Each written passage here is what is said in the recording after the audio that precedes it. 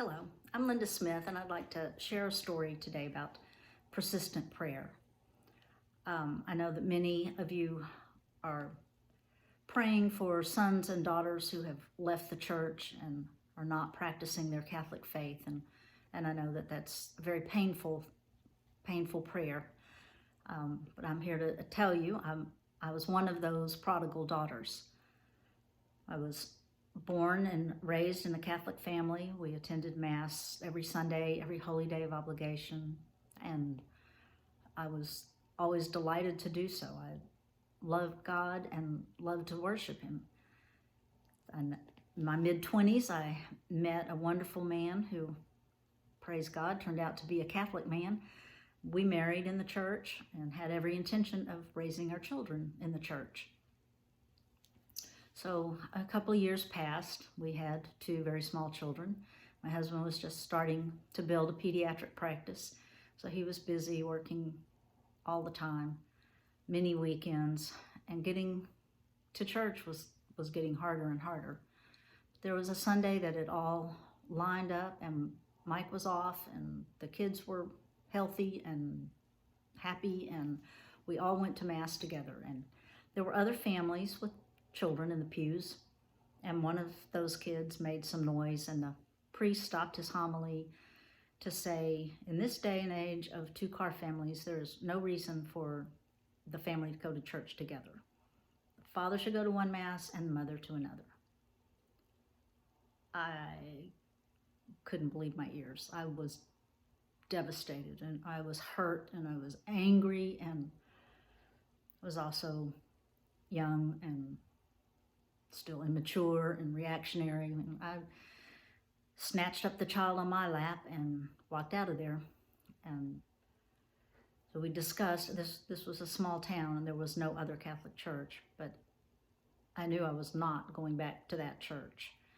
So we talked about our options and thought, the Episcopal Church is a little too similar. The Baptist Church was a little too different. There was a Methodist church just down the street from us, and they followed the liturgical calendar, and the worship service followed an order every week. I thought, okay, that was kind of Goldilocks, good compromise. So we started going to that church, and they were so welcoming, and they loved on us, they loved on our children, they nourished us with studies and so many opportunities to grow in a faith. So we continued going to that church. We moved a couple of times and stayed with the Methodist Church. And I can tell you, our parents were not happy, neither set. They were glad we were in church, but they were not happy that it was not a Catholic church. So eventually we came to Waco, and about a year and a half after we moved to Waco, my in-laws moved to Waco as well. They started attending St. Jerome Catholic Church and just raved all about it, how wonderful it was, what a great community, how active a parish it was. They'd never experienced anything like that before. And we thought, well, I'm glad you're happy there. That's good for you. So more years passed. We lost my father-in-law. A year later, my mother died. A few years after that, my father died. My mother-in-law was still here and living and still active at St. Jerome. And enough time had passed that we started feeling an emptiness. We would go to a worship service, and they were beautiful, just fantastic music, often inspired and inspiring homilies.